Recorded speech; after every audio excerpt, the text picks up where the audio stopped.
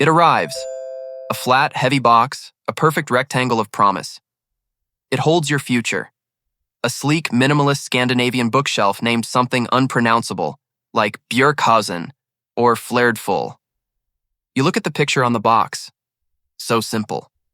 So elegant. So achievable. You drag it inside, leaving a long scratch on your floor that you choose to ignore.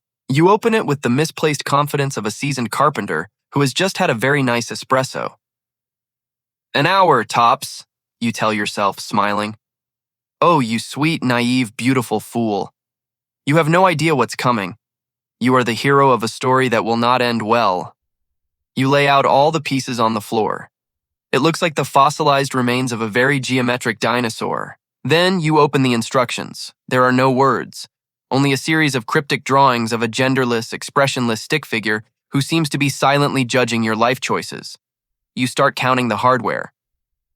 There are 17 types of screws, each differing by a single imperceptible millimeter. You immediately convince yourself, with the certainty of a conspiracy theorist, that screw 7B alpha is missing. You spend the next 20 minutes frantically searching the box, the floor, and your own pockets. You shake the box violently. Nothing. You're about to write a furious all-caps email to the entire nation of Sweden when you find it. It was hiding under panel D, mocking you.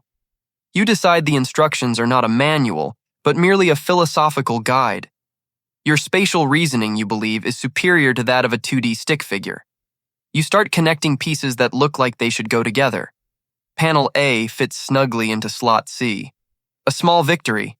You feel like a genius, a pioneer of intuitive assembly. You continue for another 30 minutes, building what feels like a sturdy, sensible structure.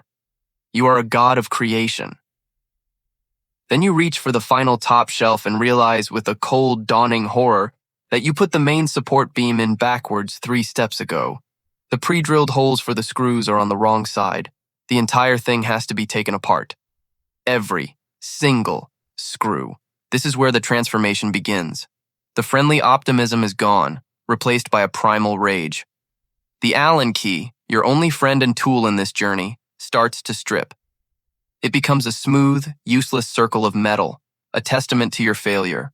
A crucial wooden dowel, which the instructions insisted you tap gently, snaps in half with a sound like a breaking bone. You try to hammer another one in, and the cheap particle board, the very soul of the Björkhausen, cracks and splinters. You whisper a curse, then you shout it. You shout things at this inanimate object that would make a sailor blush. You accuse the stoic stick figure in the manual of laughing at you. You kick the half-finished carcass of your bookshelf. It wobbles pathetically as if to say, "Is that all you've got?" You slide down the wall and sit on the floor in defeat. You are an island of despair in a sea of wooden parts, plastic bags of screws, and your own shattered pride. You stare at the half-built monstrosity. Is this a metaphor for your life? A series of poorly executed steps, based on ignoring clear instructions, leading to a dysfunctional and unstable outcome? You contemplate just leaving it there forever. A modern art installation titled Hubris. You wonder if you can just burn it in the backyard. The insurance would cover it, right? Then, something inside you snaps. The quiet part of your brain goes offline. The desire for Scandinavian minimalism is replaced by a primal evolutionary need for victory. You throw the manual across the room. You grab a real hammer from the garage, a hammer with purpose. If the peg doesn't fit, you make it fit. That shelf that's slightly off, a few good solid whacks will align it into submission. You start using screws that weren't even in the box. You find duct tape. You are no longer building furniture. You are waging a war against a Swedish forest. And you will win. And then, it's done. It stands.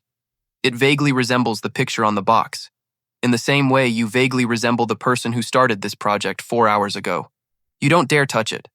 You know it's held together by pure spite, 2 misplaced screws, and a silent prayer. There's a mysterious bag of extra parts left over, which you quickly hide as if it's evidence from a crime scene. One of the doors closes a little crookedly, but it's standing. You step back, covered in sweat, sawdust, and shame, and you feel a wave of something. It's not joy. It's not pride. It's the grim, hollow satisfaction of a survivor. You built the flared full, and you will never ever speak of this day again. Until the next time.